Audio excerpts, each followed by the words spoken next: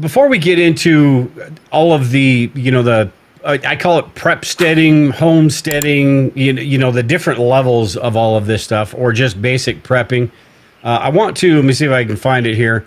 I posed the question. I asked if anybody had any questions for you today in the group here. And Jammer put this up, and I just want to read this and then Mama Bear's comment after this and let you expand on it. But he said, hey, Dale, ask them. I think he thought Tag was going to be on tonight, too. But he said, ask them about how to determine the exchange rate. Example, 5 lighters equals 1 tarp. We kind of know what their worth is based on currencies, but without them, how would we determine that? How would we determine what's fair? Most of us suck at bartering because our society hardly ever does it. And then Mama Bear commented, she said, I couldn't agree more. This will need to be a developed skill, as I don't even like to do garage sales because I don't like to haggle for prices.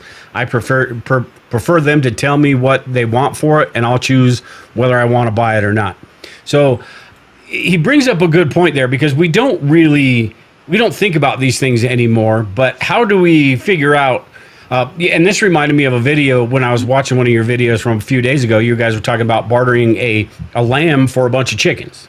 Mm-hmm. How do you figure out that value in a situation where, and we're going to dive deeper into this as far as, the community and all that, and how you build that to where there are things to barter. But how do you figure out that value of what to trade this for that? Okay, there's 2 points in what was said. Mama Bear is absolutely right. It is a skill that needs to be developed. And there are people out there like you've met Tag online.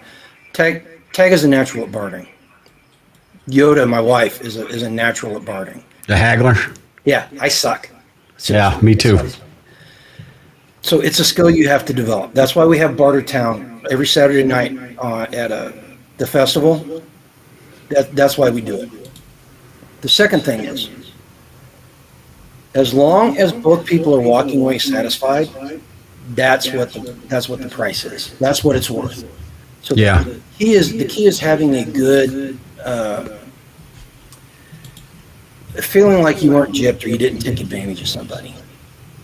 That's what those 5 lighters are. Yeah. And I think there's a little bit sort of like gambling, a gambling aspect of it as well is, and that's what just Rabbit Coyote was just sort of on his comment that I just pulled down. He was talking about scarcity. Wait, that's not the Oh yeah, scarcity and need. It's sort of like gambling, I think, because if you know that person really needs to get rid of something, mm-hmm. You've got a leg up. Or if that person knows that you really need something, they've got a leg up. So it is one of those things where you sort of almost like these days going to garage sales and just doing that stuff and practicing the haggling thing, because we don't do it anymore. And I'd rather not. I see somebody's price and I'm just like Mama Bear. It's like, you know what? If that's what you're asking, I'll go somewhere else. Well, and I think that the key to bartering for me is to forget what it costs. Don't think about the monetary value. Mm-hmm. Think about the value it is for you, and think about what the value it is for the other person.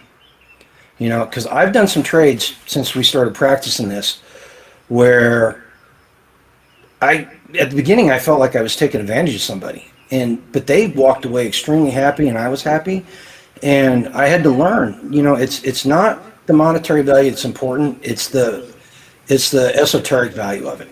Mm-hmm. So if I've got a box with 20 lighters in it, the value of those 20 lighters is a lot less than the person that is freezing to death because they don't have a lighter. You know what I mean? Yeah. So, and that's the key to it. As long as everybody walks away happy with the trade, you're good. Yeah. And I think that is one of those things that we do sort of have to break, because we have this defined idea about what something is worth, what we would go to Amazon and pay for it, what we would go, expect to see it at the grocery store, what we'd pay for it. But that's not necessarily the case when you have a system like this, because, one, it could be just the friendship you're trying to build. That could factor into what the cost is as well. So many different things. So yeah, the cost, I think you hit it right off the bat there when you were talking about how it's whatever you feel like it's worth and whatever they feel like it's worth. As long as it's agreed upon, it doesn't matter if it's a a brand new tractor for a handful of Bic lighters. That would be crazy. I would take that deal in a second. It's a little bit extreme, but it really is that situation. If somebody needs a shovel, I mean, they have to have a shovel to plant, to garden, to do whatever. They're gonna value that a lot more than, like you just had a couple baby lambs, right? Right. You had a lamb and needed chickens, so you valued those chickens, and you got quite a bit. I didn't know a lamb was worth 50 some chickens. Actually, they're worth more. Are they? Yeah. Yeah. So that's that whole bartering thing, right? I'm sure you guys settled on a set amount.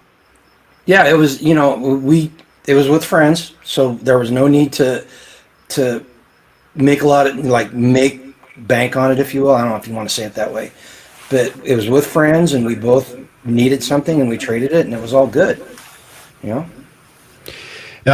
Ghost said here, Grumpy, I walked away from our trade at the meetup with a smile on my face and 10 dozen eggs.